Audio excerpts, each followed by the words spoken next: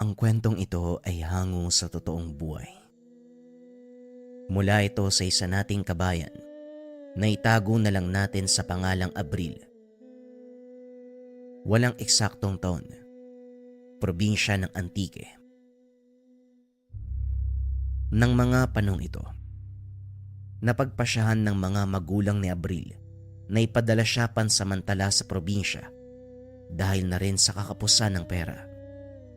Kahit labag sa kagustuhan nito, wala rin siyang magagawa. Minor de edad lamang, walang kakayahang maghanap ng trabaho. Abril, alam kong mahirap ang malayo sa amin ng nanay mo. Pero ito mas makakabuti para sa'yo. Hindi ka na namin kayang pag-aralin. Sana maunawaan mo. Ang inaalala namin ay ang kapakanan mo lang. Wika ng ama na si Ernesto. Naunawaan ko po, tay. Alam ko naman kung gaano kahirap ang buhay dito sa syudad eh. Kung yun po ang mas makakapagpagaan ng buhay niyo ni nanay, sang-ayon po ako. Tugon ni Abril. Maraming salamat anak ha. Huwag ka mag-alala. Sa oras na makaluwag kami ng nanay mo, kukunin ka namin uli. Siguro tay kapag meron na akong trabaho, saka na ako uuwi sa inyo. Huwag kang mag-alala tay. Mag-aaral ako mabuti doon para makahanap ng magandang trabaho. Napayuko si Mang Ernesto. Hinawakan sa balikat ang anak. Ikinalulungkot ko anak ha. Pero napakalayo ng paaralan mula sa lugar ng Lolo Elpidio mo. Kaya mukhang imposibleng makapag-aral ka. Kung sa layo lang tay, walang problema sa akin eh. Ang mahalaga makapagtapos ako. At kahit papano, makatulong sa inyo ni nanay. Napailing na lang si Mang Ernesto dahil talagang determinado si Abril na makapagtapos ng pag-aaral. Nang mga sumunod na araw, hinatid ng ama ang binata sa pantalan. Pinasabay ito sa isa nilang kakilala dahil hindi pa siya pwedeng bumiyahing mag-isa. Pagdating sa pantalan, susunduin naman ito ng kanyang pinsan na si Lucio. Kilala ito ng binata. Minsan nang nagpunta ang pinsan sa Maynila upang makapaghanap ng trabaho. Isang buong araw ang naging biyahe ni Abril. Nang dumating sa pantalan ng Katiklan, nanibago ang binata dahil halos walang tao sa lugar. Wala ring nakatayo sa paligid, maliban na lang sa mga gusaling itinayo ng pamunuan ng pantalan. Napansin din ni Abril na iilan lang ang pasaherong bumababa sa lugar na yon. Nagpatuloy sa paglalakad ang binata hanggang sa makita na nito ang pinsan. Oy Abril, ang laki mo na. Buti nakarating ka ng ligtas. Oo Manong Lucio. Buti hindi naging mahirap yung biyahe ko. Hindi pa naman ako sanay sumakay ng barko. Teka, bakit parang walang tao sa pantalan? Pansin ko din ilang pasahero lang yung bumaba. Ganon talaga minsan dito, Abril. Wala gaanong taong bumababa sa pantalan na to. Medyo malayo sa syudad eh. Ang iba, doon sa Iloilo bumababa. Bakit pala ako dito pinababa ni tatay?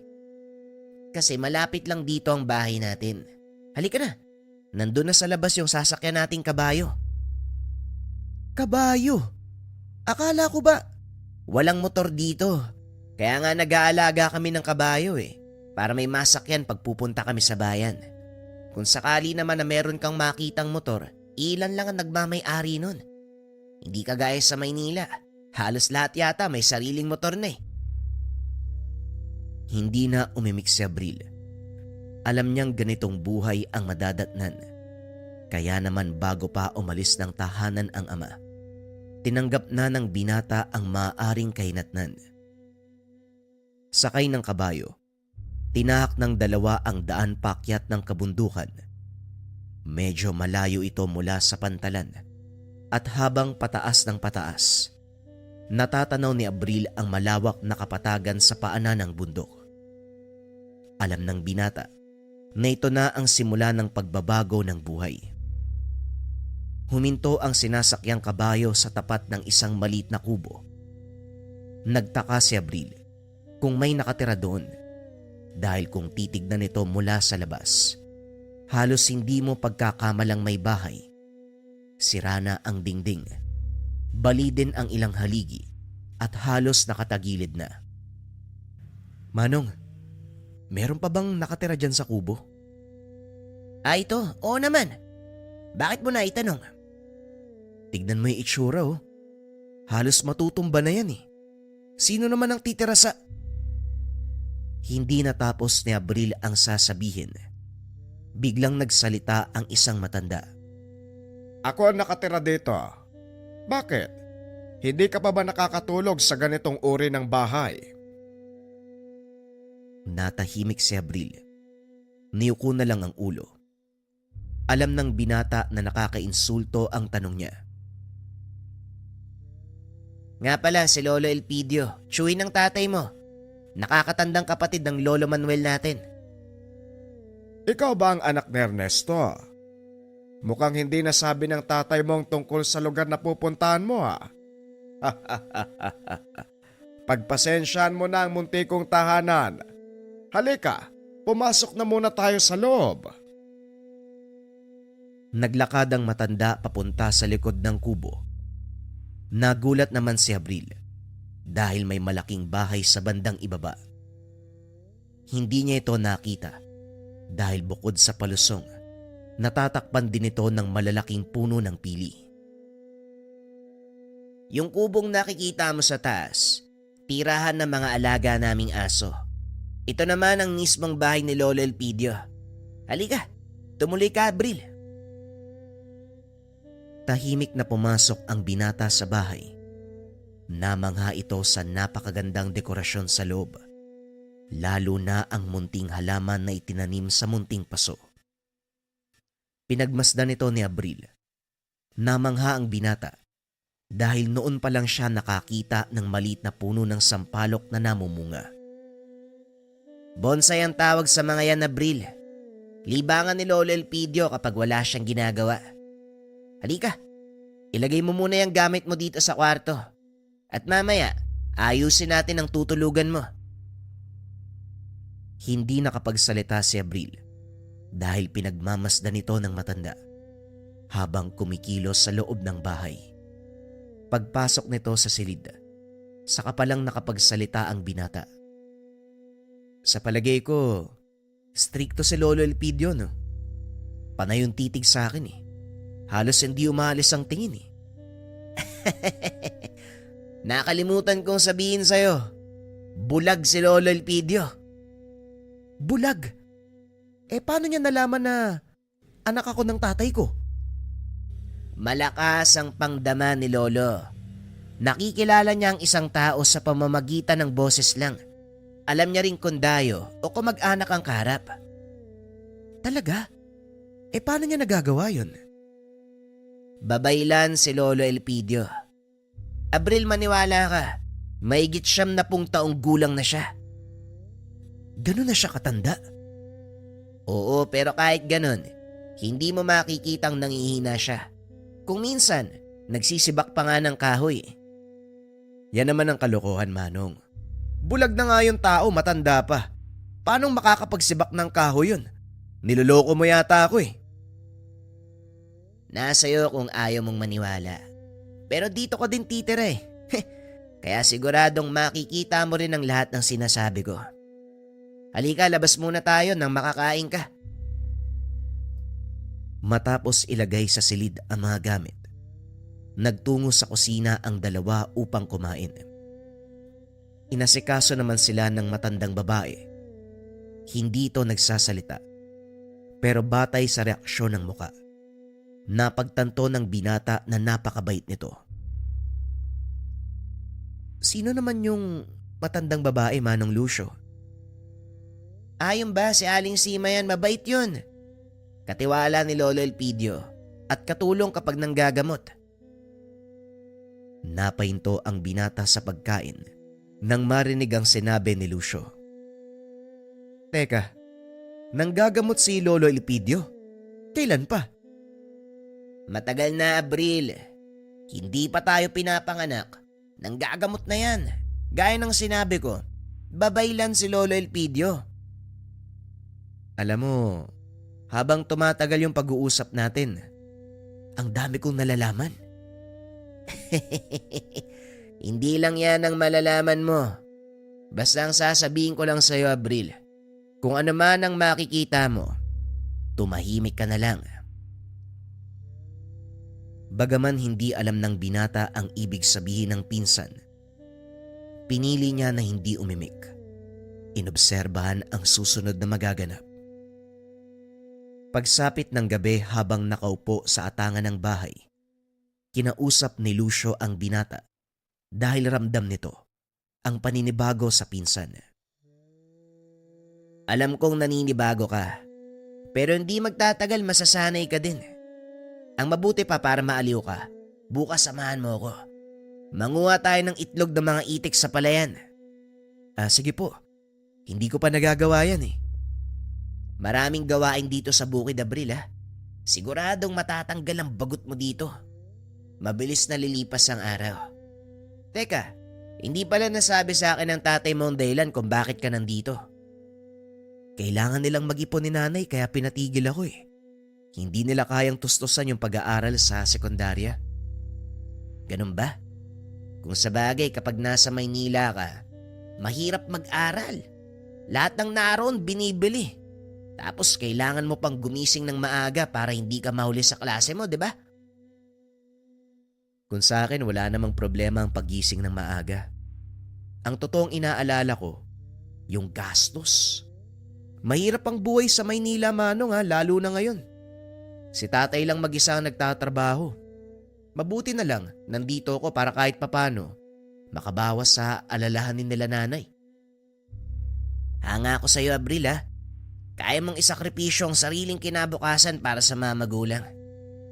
O siya, matulog na tayo. Kailangan natin gumising ng maaga bukas eh. Kung hindi, wala tayong aabutang itlog. Pag-uusap ng dalawa. Bagyang nasabik si Abril sa sinabi ng pinsan. Ito ang unang pagkakataon na mararanasan niyang gumawa ng mga gawain sa probinsya. Kinabukasan, maagang bumangon ang dalawa. Madilim pa lang, nagpunta na ang mga ito sa palayan. Saktong papasikat ang araw nang makarating sila. Nagkalat ang napakaraming itlog pero wala na ang mga itik. Kaninong mga itik to, Manong? Baka mapagalitan tayo ng may-ari. Walang nagmamay-ari sa kanila, Abril. Kumuha ka lang ng kaya nating ubusin ha. Itira natin para sa susunod ang iba. Natuwa ang binata dahil doon pa lang nito naranasan na manguha ng libreng itlog para iuwi sa kanilang bahay. Tinuruan naman ito ni Lucio kung paanong magsibak ng panggatong at mag-igib ng tubig. Wala namang problema si Abril sa gawaing bahay dahil sanay ito sa Maynila. Araw-araw ganito ang ginagawa ng dalawa. Hanggang sa makalipas ang ilang buwan, aniya na ng palay ng mga oras na yon at saktong magpapagapas ang kanilang kapitbahay. Malayong kamag-anak ito nila Lucio. Ayaw niya nang ibigay sa ibang tao ang gawain, kaya mga pamangkin at pinsan na lang ang pinapagapas. Unti-unting natuto si Abril sa lahat ng gawain. Hanga si Lucio dahil ni minsan, hindi niya ito narinig na magreklamo. Nagpatuloy si Abril sa mga ginagawa na tila nililibang ang sarili. Ngunit lingid sa kalaman ng binata, merong kamanghamanghang masasaksihan. Isang hapon, kakatapos lang hakutin ang mga tuyong kahoy, isang pamilya ang dumating. Alam ni Abril na mula pa sa syudad ang mga ito dahil bumaba sila sa magarang sasakyan. At dahil walang ibang tao, siya ang napagtanungan ng mga panauhin. Hinanap ng mga ito si Lolo Elpidio. Kagad namang tinawag ng binata si Lucio. Ngunit abala ito sa balon. Kaya naman wala siyang nagawa kung hindi sabihan si Lolo Elpidio. Papasukin mo sila. Kanina ko pa inaantay ang mag-anak na yan. Nagulat si Abril sa sinabi ng matanda. Nagtataka dahil wala namang nabanggit sa kanila si Lucio na may darating na panauhin. Hindi na nagtanong pa ang binata. Sa halip pinatuloy nito ang mag-anak. Naupo ang mga ito sa sala habang inaantay na lumabas ang matanda. Inalalayan ito ni Abril. Pinaupo sa tapat na mga bisita. Bakit ang tagal niyong dumating? Alam niyo bang kanina pa ako nag-aantay? Ikaw babae, sabihan mo ang asawa mong lumabas kung walang pananalig sa gagawin mo. Nanlaki ang mga mata ng mag-asawa. Nalaman nito na hindi naniniwala ang panauhing lalaki. Paano niyo po nalaman, Tatang? Maaari bang sekreto ko na lang kung paanong nakarating sa akin ang bagay na yon? Alam nyo, ang sakit na pinakamahirap gamutin, walang tiwala. Minsan, hindi na ito napapagaling at kahit gaano pa kalaki ang ibayad nyo, walang makakapagpagaling nito. Alam ko po, Tatang. Pero naniniwala po ako na kaya niyong pagalingin ng anak ko. Pakiusap po, tulungan niyo kami. Iba ang paniniwala sa pagtitiwala. Kung naniniwala ka lang, ibig sabihin, meron ka pa ring pag-aalinlangan. Pero kung magtitiwala ka, buo ang pananalig mo at alam mo sa iyong sarili na mapapagaling ko ang batang ito nang walang pag-aalinlangan. Naparito po ako dahil naniniwala at nagtitiwala ako sa sinabi ng kakilala ko na kaya niyo po kaming matulungan. Kaya pakiusap po, pagalingin niyo po ang anak ko. Ihiga mo ang bata sa katre. Hiling tayo sa may likha ng paggaling. Hihiling? Ibig sabihin kagaya ka din ng iba? Hihiling pa ng kagalingan mula sa ibang nilalang? Akala ko ba mahusay kang manggagamot? Sino nagsabi sa iyong ako ang nanggagamot? Para sa kalaman mo, kasangkapan lang ako ng amang may likha at ng kalikasan. Daan ako ng mga elemento at ng Diyos. Ang kapangyarihan ko o kahit ng sinong manggagamot sa mundo, nagmumula sa Ama. Gayon, kung wala kang pananalig, dahil hindi nagmumula sa akin ang kapangyarihan, hala sige, dalin mo ang anak mo. Maghanap kayo ng manggagamot na may sariling kapangyarihan. Halika na, nagsayang lang pala tayo ng oras dito. Binuhat ng mag-asawa ang kanilang anak.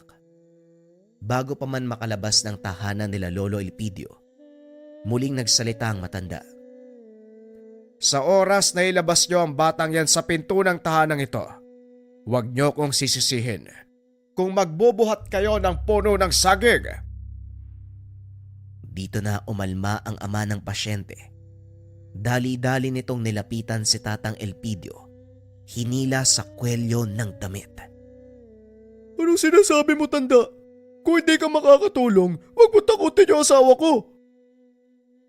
Saktong dumating si Lucio. Nakita ang nangyayari.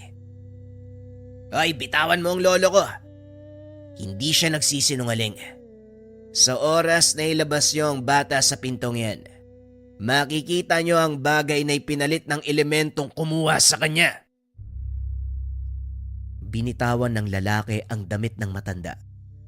Dahil napagtanto nito, mas mabigat nga ang katawan ng kanilang anak. Kung ganon, anong dapat namin gawin? Hindi ba wala kayong pananalig? Dahil hiram lang ang kapangyarihan ko. Bakit ka nagtatanong sa akin kung anong dapat mong gawin? Maaring nagkamali ako. Pati yung asawa ko nanghusgahan kayo kaya pakiusap. Pagalingin niyo po yung anak namin. Huwag niyo na pong tignan yung mali naming nagawa. Maawa po kayo sa bata. Gaya ng sinabi ko, hindi na yan ang anak niyo. Lucio, ihanda mo ang kabilang silid. Ikaw naman, Abril, kumuha ka ng banig. Ibabalot natin ang bata. Mabilis na kumilos ang dalawa upang sundin ang utos ng matanda. Pagbalik ng mga ito, inutusan ng matanda ang mag-asawa na ibalot sa banig ang katawan ng bata at ipasok sa silid na inihanda ni Lucio. Abril, halika na sa baba. Abangan natin ang batang ilalaglag ni Lolo. Ano? ilalaglag yung bata? Seryoso ka ba? Oo na, halika na, bilisan mo. Dali-daling pumunta ang magpinsan sa binata ng silid. Saktong nakabukas na ito at hawak na ng mag-asawa ang katawan ng bata. Inabot nila ito kay Lucio na dahan-dahan namang kinuha ng binata. Lucio, ilapag mo yan sa lupa. Dahan-dahan buksan. Sinunod ng binata ang utos nito. Nagtayuan ang lahat ng balahibo ni Abril nang makitang puno ng saging ang ibinalot sa banig. Saan napunta yung katawan ng bata? Pakinggan natin ang sasabihin ni Lolo. Maging ang mag-asawa, hindi makapaniwala sa mga nangyayari. Simula pa lang, wala nang anak nyo. Nang mag-umpisa siyang magkasakit, napalitan na siya ng mga elementong kumuha sa kanya. Kung ganun, Manong, ano pong pwede nating gawin? Mababawi pa po ba yung anak namin? Maaari nating ibalik ang anak nyo, ngunit may malaking kabayaran. Kahit magkano ho, handa po ako magbayad ng mahalaga, may balik sa amin ang anak ko. Ikinalulungkot ko, pero hindi pera ang tinutukoy ko. Buhay kapalit ng buhay. Kung gusto nyong mabawi ang anak nyo, kakailanganin mong mag-alay ng buhay na katumbas ng buhay niya. Paano ko naman gagawin yun? Kailangan kong pumatay ng bata. Unawain mong mabuti ang sinasabi ko. Buhay kapalit ng isa pang buhay. May sinabi ba kung kailangan mong pumatay? Kung ganun, ano po bang ibig niyong sabihin? Pasensya na ho. Wala ako sa wisyo para makapag-isip ng tama, Manong. Ang ibig sabihin ng mga umalagad, kung gusto mong makuha ang anak mo, ialay mo ang buhay niya. Ipangako mo sa kanila na magiging kapaki-pakinabang ang buhay ng bata sa mundong ito at hindi mo sasayangin ang ikalawang pagkakataong ibibigay nila sa iyo. Kung ganun ho, pinapangako ko po, Manong, magiging makabuluhan ang buhay ng anak ko. Hindi ko sasayangin ang ikalawang pagkakataon para sa kanya. Bilisan mo. Sunduin mo ang bata sa gitna ng kabundukan. Magdala ka ng tuyong kumot. Paniguradong nilalamig na siya. Lucio, Abril, samahan niyo ang Ginoo. Doon malapit sa tuburan. Alam ko ang lugar na yan, Lolo. Kami na ho ang bahala. Dali-daling pinuntahan ng magpinsan ang lugar na sinasabi ni Mang Elpidio. Kasama ang mag-asawa. At hindi nga ito nagkamali. Sa hindi kalayuan, nakita ang isang paslit. Basang-basa sa ulan at umiiyak. Ito nga ang anak namin. Maraming salamat. Maraming salamat sa inyo. Naibalik niyo siya. Halika na, bumalik na tayo, Manong. Sagrado ang lugar na ito para sa kanila. Tama na ang pagpapasalamat. Sige, tara na. Ayoko magambala ang pagpapahinga nila. Habang naglalakad pa uwi, kinausap ni Abril si Lucio. Nagtataka ito kung paanong napunta ang paslit sa gubat at kung paano itong napalitan ng puno ng saging. Gawa yon ng mga aswang, Abril. Mabuti na lang at maraming kaibigan si Lolo dito sa gubat. Oo nga eh. Parang natatakot tuloy ako sa kanya. Bakit ka naman matatakot? Wala ka namang ginagawang masama ah. Kasi may mga kaibigan siyang engkanto eh. Parang ayokong makagawa ng kasalanan sa kanya. Mabait si Lolo, maniwala ka sa akin. Halika na nga. Basang-basa na ako eh.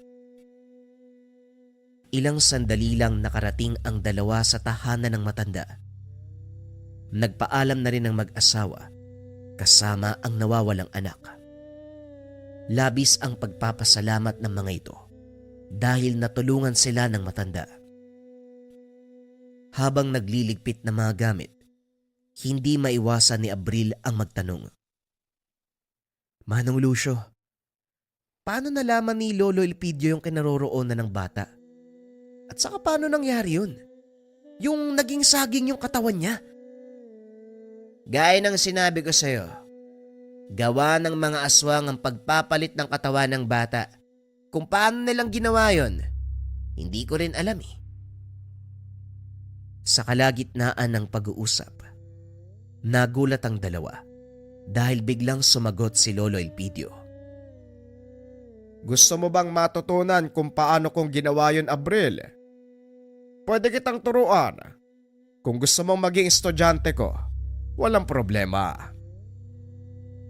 Minsan na akong inalok ni Lolo pero hindi ko kaya eh. Saka ang hirap ng pagsasanay. Pero ikaw subukan mo, baka sakaling makayanan mo. Hindi rin po ako sigurado pero ang totoo niyan, natatakot ako eh. Baka kung anong mangyari sa akin. Hindi kita pinipilit, pero bibigyan kita ng 1 linggo para makapag-isip. Kung mapagtanto mo na ang lahat, saka mo ko kausapin.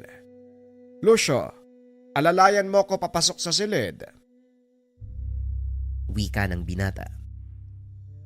Buong gabing pinag-isipan ni Abril ang sinabi nito. Kaso nga lang buo ang loob ng binata. Alam niyang mabigat ang responsibilidad ng isang manggagamot na kagaya ni Lolo Elpidio. Lumipas ang mga araw. Panay ang dating ng mga pasyente sa tahanan. Kung minsan, sila pa mismo ang nagpupunta sa tahanan, lalo na kung hindi na nakakalakad ang pasyente. Si Lucio ang nagsisilbing alalay ni Lolo Elpidio sa paglalakad, samantalang si Abril naman ang tagabitbit na mga gamit. Ganito ang naging bagong gawain ni Abril hanggang sa sumapit ang 7th araw. Ano, Abril? Handa ka na bang tanggapin ang mga aral na ituturo ko? Natatakot ako, Lolo. Baka ikamatay ko yan eh. Ikamatay. Walang namamatay sa mabuting gawain, iho. Kung mabuti ang hangarin mo sa pag-aaral, gagabayan ka ng mga umalagad at pagpapalain ng amang may likha. Huwag kang tumulad sa akin, Abril. Natakot akong harapin ang responsibilidad ng isang manggagamot. Dahil alam kong hindi kakayanin ng isip ko ang lahat ng bigat na dala ng tungkulin. Pasensya na po, Lolo ha. Yan din po ang kinakatakot ko eh. Hindi ko po matatanggap ang pagtuturo nyo. Patawad. Walang problema. Eto, gamitin mo ang libreta, pag-aralan, para kung sakaling bumalik ka na sa mga magulang mo, kahit papano may alam ka na, siguradong magagamit mo ang mga ito sa syudad. Matagal pa ako makakabalik sa syudad, Lolo eh.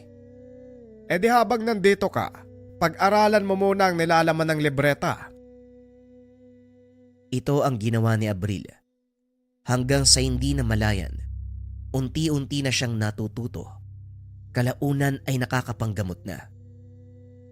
Akala ko ba ayaw mong matuto dahil natatakot ka? Pero tignan mo ang sarili mo. Maya-maya ikaw ang humahalili sa akin. Yan din po yung inakala ko eh. Pero totoo ang sinabi nila. Kung para sa'yo, kahit anong gawing pag-iwas, doon ka pa rin pupunta. Ilang taon nang lumipas, tuluyang tinanggap ni Abril ang pagiging manggagamot. Kalaunan, humalili kay Lolo Elpidio. Naging magaling na manggagamot at bago mamatay ang matanda, sinalin nito ang kakayahan kay Abril. Sa edad na 20, kinilala si Abril sa bayan bilang magaling na manggagamot. Hanggang sa nagpasya na bumalik ng Maynila, sa kasamaang palad, hindi na natagpuan ng mga magulang. Hinanap ni Abril ang mga ito hanggang sa napag-alaman, patay na ang kanyang ina at ang tatay may sariling pamilya. Hindi na nagabala ang binata na hanapin ng ama. Pinagpatuloy nito ang panggagamot sa syudad. Nung una ay nahirapan si Abril, ngunit kalaunan, lumaganap sa syudad ang kakayahan hanggang sa dumami ang parokyano ni Abril. Kasabay ng pag-angat sa larangan ng panggagamot, dumami ang mga naiinggit. May mga taong harapang sinisiraan si Abril, ngunit hindi ito naging hadlang upang makatulong sa mga nangangailangan. Ni Sainagap, hindi inakala ni Abril na magiging isang manggagamot. Ngunit ganun pa man, naging masaya ito sa kinalabasan ng kanyang kapalaran, lalong-lalo na kapag meron siyang nakitang nakangiti matapos matulungan. Kalaunan ay nagkaroon ng pagkakataon si Abril na makapagtapos ng sekundarya. Hindi nito alintana ang kanyang edad. Wala din siyang pakialam sa sasabihin ng mga tao dahil mas mahalaga sa kanya ang pangarap na makapagtapos. Nakakuha ng magandang trabaho si Abril. Kahit papano pinagsasabay nito ang panggagamot at pagiging CQ sa isang kilalang mall sa Kamaynilaan. Sa kasalukuyan, patuloy pa rin nanggagamot si Abril. Bagaman may sariling pamilya, hindi ito naging hadlang upang matupad ang sinumpaang tungkulin sa ama na iniwan sa kanya ni Lolo Elpidio. Nagpapasalamat din siya sa ama. Kung hindi siya pinadala sa probinsya, siguradong walang direksyon ng buhay at hindi niya rin malalaman na siya ay apo ng isang babaylan. Bagong istorya pa rin ang kasunod, mga kabayan. Ito ay tungkol sa bertud ng dila ng aswang. Simulan na ang kwento. Ang kwentong ito ay hango sa totoong buhay. Mula ito sa isa nating kabayan na itago na lang natin sa pangalang Ronnie. Taong 1980. Naga. Naging usap-usapan ang tungkol sa lalaking kumakatay ng aswang. Nabuhayan ang lahat ng marinig ito. Nakasilip ng pag-asa na may magtatanggol laban sa nilalang. Pero taliwas ang paniniwala ni Tio Ruben dahil aniya aswang din ang mangangatay at pumapatay ng tao. Kamakailan lang lumipat ng lugar si Ronnie, 15 anyos, pamangkin ni Tio Ruben. Tubong sikihorang binata, pero dahil walang pagmamahal na natanggap sa amang Lasengo, nagpa siya na manuluyan sa poder ng Chewin. Ito rin mismo ang kumuha sa kanya. Pagkarating sa tahanan, ang usapan tungkol sa mga ngatay aswang ang bumungad. Hindi bago para sa binata ang ganitong usapin dahil maraming naglipana kahit doon sa pinanggalingang lugar. Ang nakaagaw lang ng atensyon, ang sinasabing tao na kumakatay, lalo pat binanggit ng Chewin na may lahi itong aswang. Walang buntis sa bahay na ito. Pero kahit papano makakatulong ang ganitong pamamaraan para alertuhin ng nilalang na handa tayo laban sa kanila. Maglalagay ako ng itak sa ilalim ng katre para kung sakaling may maglakas ng loob, may panlaban ka. Marunong ka naman sigurong humawak ng patalim, ano? Wika ni Tio Ruben. Opo, namasukan din ako bilang mangangatay sa karniyan eh. Tio, gaano po ba kadelikado mga aswang? Doon kasi sa Sikihor meron din. Meron ba silang pagkakaiba? Walang kaibahan. Pare-pareho lang ang mga nilalang na yan. Kung hindi mananakot, pumapatay. Kaya itong tahanan marami talagang patalim kahit saang sulok eh. Ilang beses na rin akong pinasok. Ito mga peklat sa katawan na magpapatunay. O siya, matulog ka na dahil maaga pa tayo bukas sa pinapasukan ko. Subukan lang natin kung matatanggap ka ba roon. Paglabas ng tiyuhin, hindi kagad nakatulog si Ronnie. Ngayon ang unang gabi sa ibang tahanan, kaya binusog muna ang mga mata sa pagtingin para maging pamilyar. Bagyang binuksan ng bintana para kahit papano may hangin na pumasok. Nakaharap ang bahay sa malawak na palayan. Madilim ng sandaling ito dahil makulimlim ang kalangitan. Gayunpaman, hindi nakaligtas ang anino ng lalaki may bitbit na mahabang patalim. Mabilis itong bumaybay ng daan hanggang sa makarating sa dulo bahaging hindi maaabot ng tanaw. Kunot noong napatitig ang binata, iniwanan na rin ang pansin. Sumapit ang umaga, nagtungo sila ng tiyuhin sa pinapasukan nitong panaderya. Balak din sanang ipasok, pero hindi tumatanggap ng karagdagang trabahador. Naupo na lamang sa tabi si Ronnie. Inantay ang oras ng uwian ni Tio Ruben. Habang tahimik sa isang sulok, napukaw ang atensyon ni Ronnie sa lalaking nakatayo malapit sa paradahan ng jeep. Ordinaryo lang ito kung titignan, pero kung pagmamasdang maigi, makikilalang meron pang ibang katauhan. Si Ronnie, hindi lang isang binatang namasukan dati sa katayan ng karne. Lumaki siya sa lugar kung saan nananahan ang ilang albularyo, manggagamot, manunugis ng aswang at antingero. Madalas kausap ang mga alagad ng lihim na karunungan, kaya kahit papano may natutunan din sa mga ito. Iba't ibang lahi ng aswang na rin ang sumalakay sa dating tirahan, kung kaya't may ideya na sa amoy. Nagmamadaling umalis ang lalaki nang makita siyang nakatingin. Ilang beses lumingon sa kanyang kinalalagyan at ang kilos nito ay kaduda-duda. Sa pagsapit ng uwian, gulat ang bumungad nang maabutang wasak ang parte ng tahanan. Wala nang buhay ang alagang biik, maging ang mga manok. Ang nakapagtataka, walang anumang sugat sa katawan ng mga ito. Sinuri ni Tio Ruben ang paligid. Nagtanong-tanong sa mga kapitbahay, pero dahil may distansya wala ring nakapansin. Habang inililibing ang mga alagang hayop, hindi maiwasang maisip ni Ronnie ang tungkol sa lalaki kanina. Pinagtagpi-tagpi ang mga kaganapan. Hindi sigurado, pero naghihinala na baka may kinalaman nito sa nangyari. Binalikan ng binata sa alaala ang minsan nang napag-usapan kasama ang kakilalang manunugis. Ayon dito, may pag-uugali ang nilalang. Pupuntiryahin ang taong makakapansin ng kakaiba sa kanya. Magiging banta ito para sa kanila, kung kaya't sasalakayin ang taong iyon.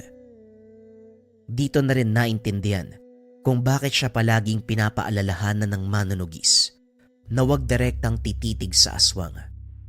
Dahil sa sandaling magkamali ng pagkaunawa, posibleng umatake ito. Oh, bakit parang tumahimik ka dyan? May problema ba? Napaisip lang ako, Tio. May nakita akong tao eh. May lahing aswang yun. Hindi ako magkakamali. Doon sa harapan ng panederyang pinasukan nyo. Tinignan ko siya eh. Kuryoso lang sa presensya niya, tapos pag uwi natin, ganito ang naabutan. Hindi kaya siya ang may gawa nun? Ano ka mo paano mo nasabing may lahi ang tao? Baka mamaya, tulisan ang nakatitigan mo. Tapos nalaman kung saan tayo nakatira kaya ito ang ginawa. May kapitbahay tayong siraulo na nakalabas ng kulungan. Maraming modus yon, isa na ang ganito. Baka siya ang nakita mo. Tinitigan mo siguro ng masama kaya nag-init ang ulo. Posible po yan, pero kung pagbabatayan ng nangyari sa mga alaga, masasabi natin may ibang nilalang na gumawa. Malusog ang biko, pati yung mga manok nyo, Tio. Kaya pala isipan kung bakit nawala ng buhay bigla. Napabuntong hininga ang chewin. Napaisip na rin sa sinabi ni Ronnie. Pagsapit ng dilim, nagbantay sa paligid si Tio Ruben. Palipat-lipat ng pwesto sa bakuran. Pagkalipas ng ilang sandali ay nasa likod naman ng bahay. Sa puntong ito naniwala sa sinabi ng pamangkin, kung kaya't alisto sa posibleng mangyari. Mulat din si Ronnie sa katotohanan na walang kasiguraduhan na babalik ang aswang dahil batay sa kwento ng dating kapitbahay na antingero, kapag natapos na ang pambibiktima sa lugar, hindi na ito babalik pa. Depende na lang kung merong naiwang biktima. Pagdaan ng mga oras, pumasok ang chewin. Nagpa siyang matulog dahil wala namang nangyari. Naalimpungatan si Ronnie nang makarinig ng kung ano sa silong. Gawa lamang sa kawayan ang sahig at may ilaw sa labas dulot ng gaserang nakasabit, kaya kahit papano naaaninag ang mga bagay-bagay. Binuklat ang sakong nagsilbing sapin sa sahig. Ganon na lamang ang pagtitig sa aninong gumagalaw sa silong. Lumalakas na rin ang likha nitong ingay. Habang tumatagal, namumukaan ng binata ang nilalang na nasa silong. Walang duda, isa itong aswang. Nanlilisik ang mga mata. Mahaba ang mga kuko. Sobrang itim ng katawan. Masangsang ang amoy. Ito lang ang napansin dahil mabilis na lumipat ng pwesto. Kasunod nito, ang pagkarinig ng nakakakilabot na angil mula naman sa kabilang kwarto. Nagmamadaling pinuntahan, naabutang binabangungot ang tiyuhin. Naninigas ang katawan. Nahirapang gisingin kahit ano pa ang gawin.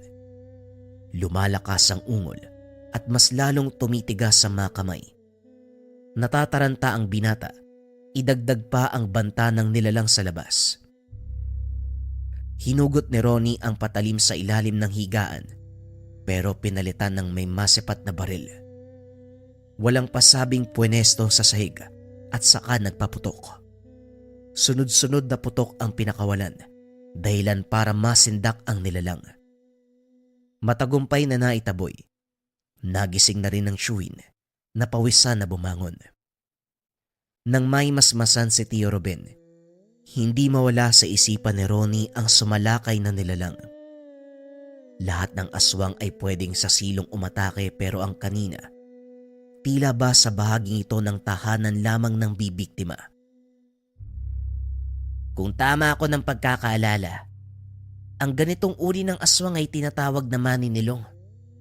Nilalang na umaatake sa sakiting tao eh. Yung matatandang naghihingalo, nakaratay na sa banig. Pero bakit nandito sa atin? Wala namang sakitin dito, di ba? Sa halip na sagutin ang tanong, iniba ni Tio Ruben ang usapan. Parang maalam ka sa mga nilalang. Kung sa bagay galing ka sa Siquijor, may mga kapitbahay na manunugis at antingero. Tama ka, Tio. Sa tuwing hindi kami nagkakaintindihan ni tatay, sa mga kakilala ko nanunuluyan eh. Pero mabalik tayo sa usapan, Tio. Parang imposibleng sumugod ang maninilong sa lugar na wala namang sakiting tao. May sakit lang kasi ang binibiktima nila eh. Siguro baka iba na ngayon. Baka ibang lahi din ng aswang ay naatake nila. Ibang nasa isip ko. Yung sinabi mo tungkol sa mga alaga natin, parang tama ka nga. Aswang nga may gawa nun. Pagkatapos sa mga manok at ang biik, tayo namang tao ang sasalakayin. Pambihira. Talagang gustong patayin ang lahat. Sa sagot ng tiyuhin, may naramdamang kakaiba si Ronnie. Hindi na lamang masyadong pinansin. Nang mga sumunod na araw, naging maayos naman ang takbo ng mga kaganapan. Hindi nagparamdam muli ang nilalang na lumusob nung nakaraang gabi. Patuloy sa pagtatrabaho si Tio Ruben, samantalang naiiwan sa tahanan si Ronnie para magbantay. Nagulat ang binata nang hindi inaasahang makita ang ama sa lugar. Tatay Rencio, paano kayo napunta dito? Sinundan niyo ba ako? Bakit naman kita susundan? Natuwa nga ako dahil kinuha ka ng tiyuhin mo. Tapos sasabihin mong nandito ako para sa'yo. Eh kung ganun, bakit kayo nandito? Wala ka na ron. Sarili mong isipin mo. Huwag mo na akong pansinin kung makikita mo ko. Dahil magmula sa araw na to, kay Ruben ka na. Kinalimutan na kita. Nasaktan man sa sinabi ng ama, inintindi na lamang, lalo na nang makitang may bitbit na bote ng alak. Nasanay na sa salita nitong masakit. Kaso nga lang, hindi maunawaan kung bakit naroon sa lugar, gayong malayong probinsya ang pinanggalingan. Wala rin silang kaanak, maliban kay Tio Ruben. Sa pagdaan ng mga araw, napapadalas ang pagkikita ng mag-ama. Sa palengke, panaderya, o kahit saang pamilihan. Minsang nasaksiyan ng binata ang pakikipagbasag ulo nito sa nakaalitang lasing. Gusto sanang umawat pero pinigilan ng tiyuhin hanggang sumantong sa punto na hindi na makita sa lugar. Inisip na lamang ni Ronnie na baka bumalik na ng sikihor. Kakatapos lang ng problema sa ama, pumalit naman ang kalagayan ng tiyuhin. Napapadalas ang pagsusuka, palaging pananakit ng tiyan, paninilaw ng balat, maging ng mga mata. Ipinagtapat ni Tio Ruben ang karamdaman. Aniya, matagal nang sinusumpong hindi lang ganong kagrabe. Ngayon lang din naintindihan ng binata ang dahilan ng pag-atake ng aswang nung gabi. At dahil salat sa pera, nagtiyaga sa lamang gamot na kung tawagin ay sampasampalukan. Ang tsuy na rin ang nagsabi na wag nang dalin sa doktor, kung kaya't sila na lang din ang nanggagamot. Pero lumipas ang mga linggo. Lumala ang kalagayan. Nanghihina. Sa banig na lamang nakaratay buong araw. Nagpang-abot ang problema dahil umaligid muli ang nilalang. Ilang beses napansin ni Ronnie ang presensya. Dumidiretso pa sa silong ng tahanan. Walang tulugan dahil sa pagbabantay. Humingi ng tulong ang binata sa mga kapitbahay tungkol dito, pero humindi sa takot na mawaan sa sakit ng tiyuhin. Maging siya ay iniiwasan ng mga ito sa paniniwalang nawaan na rin. Walang maaasahan, kung kaya't ang binata na lang din ang mag-isang lumalaban sa hamon ng buhay at sa hamon ng nilalang. Kinagabihan, nagkaroon ng pagkakataon si Ronnie na makapagpahinga. Maimbing ang tulog ng tiyuhin. Wala ring senyales ng pag-atake ng aswang. Sa pintuan ng kwarto umidlip, kung saan direktang makikita si Tio Ruben. Makalipas lang ang ilang sandali, maririnig ang pag-atungal ng isang nilalang. Hindi maintindihan dahil humihina, lumalakas. Minsan parang nasa malapitan, paminsan ay nasa malayo. Pinatay ni Ronnie ang mga ilaw sa loob. Bagyang binuksan ang bintana upang makasilip sa labas. Hindi nagtagal, natanaw mula sa unahan ang dalawang anino. Batay sa galaw ay naglalaban habang inaaninag ang mga ito. Nakilala ng binatang isa. Ito ang nakita ng unang gabi pagdating sa lugar. Katulad ng sandaling iyon, may hawak na patalim siyang ginamit sa pagsalakay sa kalaban. Hindi nagpakampante ang binata, nagbitbit ng armas. Kinuha ang baril kahit pinagsabihan ng tsuhi na wag gamitin. Unti-unti itong lumalapit sa tahanan. Tinitigang mabuti ni Ronnie ang lalaki hanggang sa nakilala. Sandaling natigilan. Hindi akalaing sariling ama ang matatagpuan. Dali-dali naman itong umiwas ng tingin ng masulyapan siya. Hindi naglaon. Tuluyang napatay ang aswang. Dali-daling lumabas si Ronnie para kausapin ng ama. Kaso wala itong oras. Nagmamadaling umalis bitbit ang katawan ng nilalang. Naiwan ng binatang nagtatanong sa sarili. Sa tagal ng panahon na pagsasama sa iisang bubong, may katauhan ng ama na hindi niya nalalaman. Gayunpaman, hindi siya dismayado, bagkus natuwa pa dahil isa itong manunugis ng aswang. Pinaliwanag ng binata ang pangyayari sa tsuhin, maging ito ay hindi makapaniwala. Ang buong akala, nakogalian lang ni Tatay Rencio ang paglalakwat siya sa iba't ibang dako ng mundo. Yun pala may sekretong tungkulin na ginagampanan. Kahit si Ronnie na anak, walang ideya rito dahil masyadong malinis ang kanilang tahanan sa Siquijor. Wala ni isang gamit na magsasabing manunugis. Sira ulo tong tatay mo ah. Kahit nung panahong nililigawan pa niya ang nanay mo, yung kapatid ko, palaging iniiwan. May pagkakataon pa ilang buwan bago umuwi. Sinundan ko pa yan dati sa pag-aakalang ng bababae. Kaso matinik.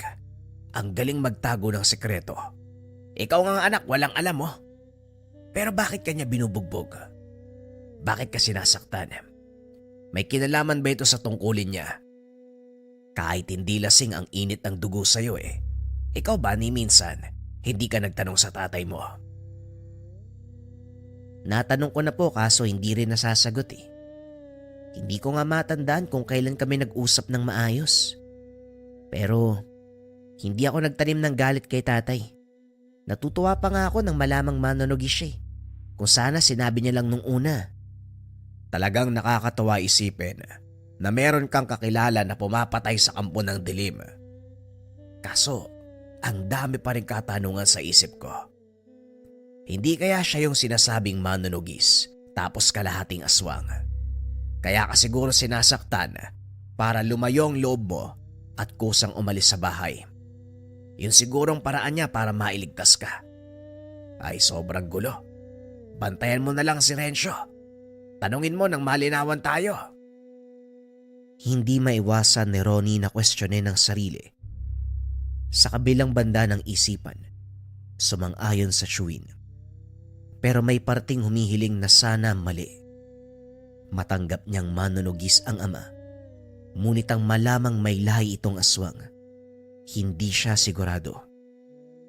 Malaki ang galit sa ganitong nilalang dahil minsan nang nabiktima ang ina.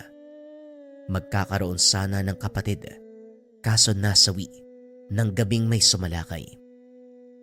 Napabuntong hininga na lamang ang binata.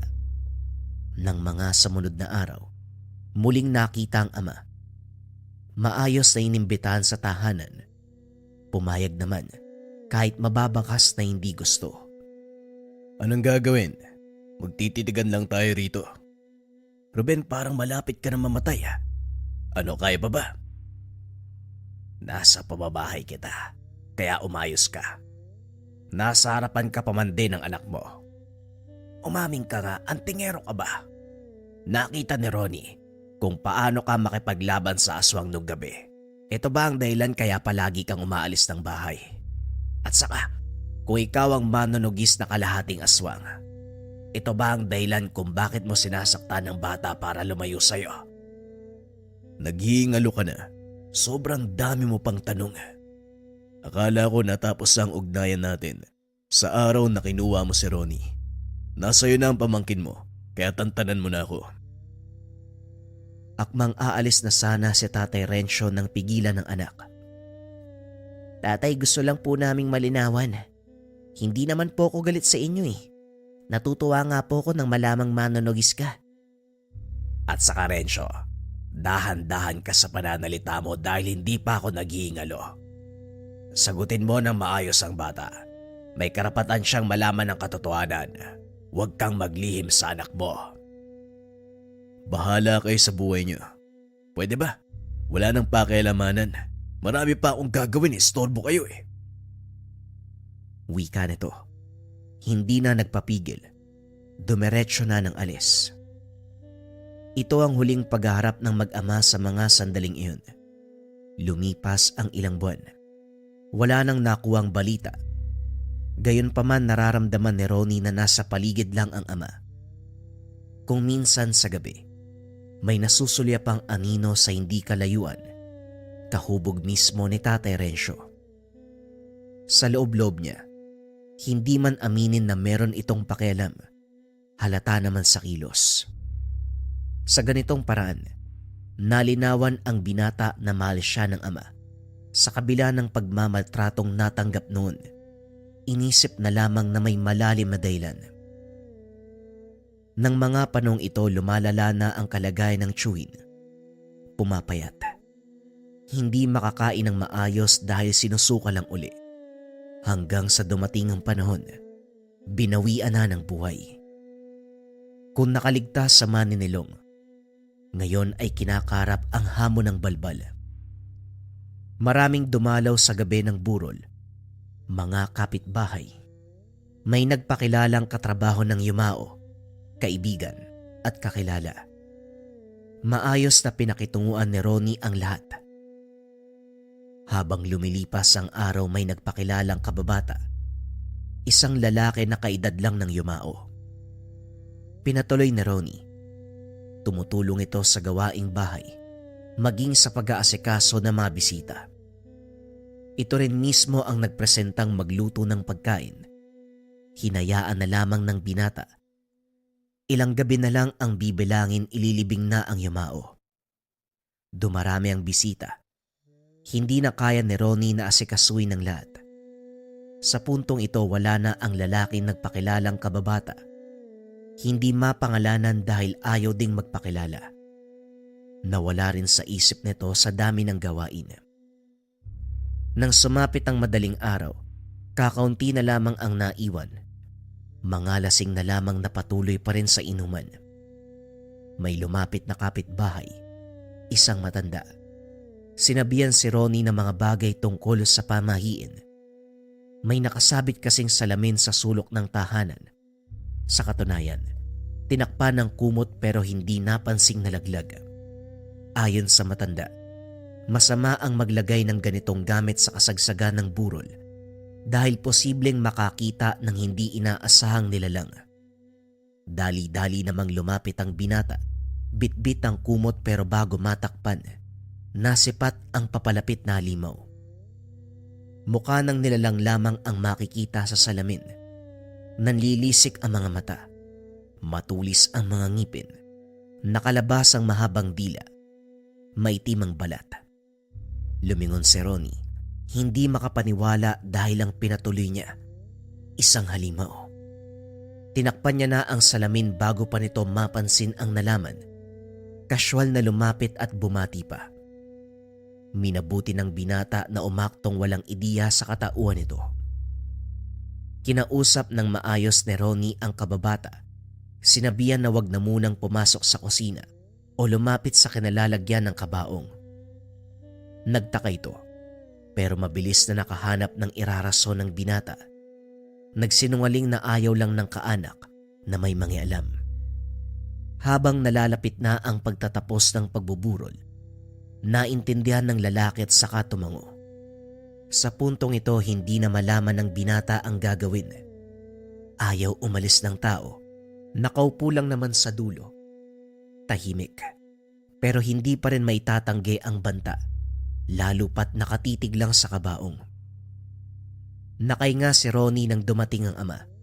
Walang pagdadalawang isip na sinabi ang tungkol sa bisita. Kagad nitong nilapitan ang lalaki pero mabilis naglakad palayo. Susundan sana pero pinigilan na ni Ronnie. Tay, tignan niyo muna yung kabaong ni Tiyo. Baka hindi niya nakatawan yung nasa loob eh. Sinuri ni Tatay Rencio ang bangkay. Hindi pa naman nagalaw ng nilalang. Nanatili ito sa tahanan at nagbantay sa paligid. Ang kababata sa kabilang banda. Hindi nagpakita sa mga sumunod na oras.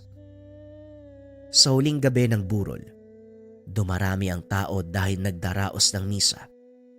May kumpare kasi ang yumao na nagtatrabaho sa abroad. Nang malaman ng tungkol dito, alang-alang sa pagkakaibigan, siya ang umako sa gastusin ng burol mula sa pagkain hanggang sa pagpapalibingan.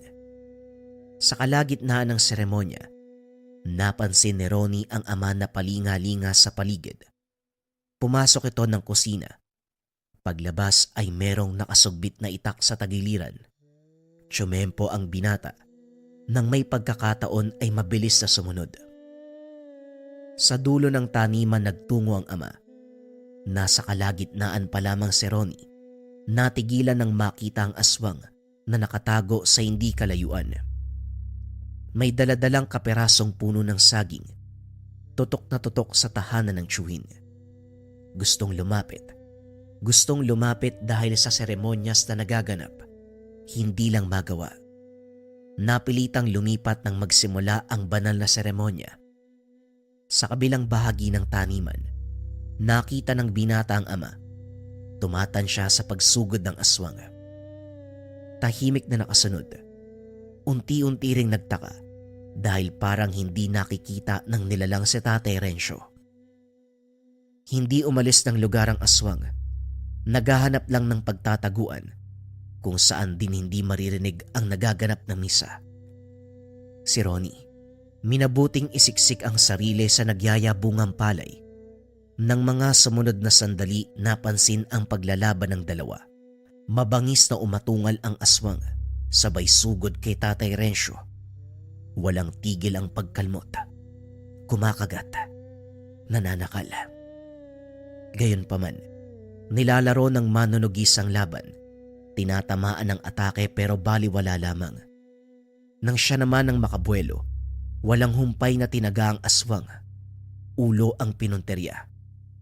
Hindi nakatagalang nilalang. Pinugutan. Hindi lang yun.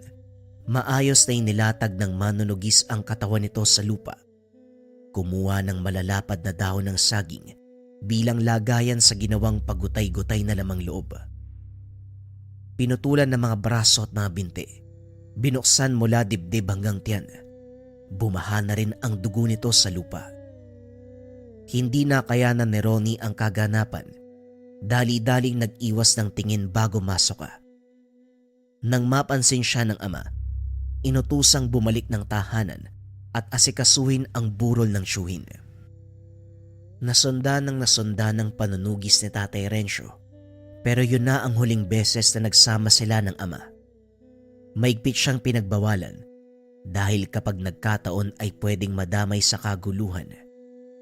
Minabuti na lang makinig para sa kaligtasan. Sa paglipas ng panahon, patuloy ang tungkulin ng ama, pero may katanungan pang hindi nasasagot. Kung anong klase ng gamit ang tinatangan ni Tatay Rencio. Wala itong inaatras ang laban kahit na pinakamalakas na aswang pa ang kaharap. Hanggang sa dumating ang isang gabi. Laking gulat ng binata dahil pumunta ito sa kanyang tahanan. Sa itsura ng kanyang ama, doon na manunuluyan. Lihim na pinagmamasdan ng binata ang pag-aayos nito ng gamit. Hindi nagtagal. Nasipat ang isang bagay. Isang uri ng itim na dila. Ito na ang tamang panahon para magsama tayong dalawa at unti-unti mong matutunan ang kaalaman ko. At bilang unang aral, ito na ang matagal kong nililihim sa'yo. Ang aking tangan, ang dila ng aswang.